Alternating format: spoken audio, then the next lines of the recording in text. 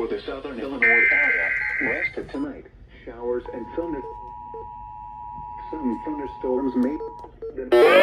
Service in Paducah has issued a severe thunderstorm warning for Hardin County, Illinois, southeastern Massac County, Illinois, eastern Pope County, Illinois, south central Gallatin County, Illinois, Crittenden County, Kentucky, Livingston County, Kentucky, southwestern Union County in northwestern Kentucky until 3:15 a.m.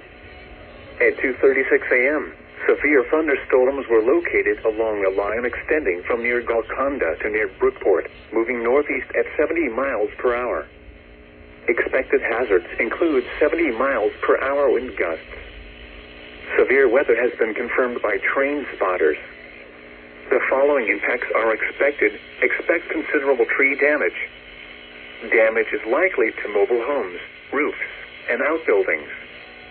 Locations impacted include Golconda, Carver's Ridge, Hamletsburg, Berna, Ledbetter, Smithland, Cave and Rock, Rosiclare, Joy, Salem, Gross, Elizabethtown, Marion, and Carsville.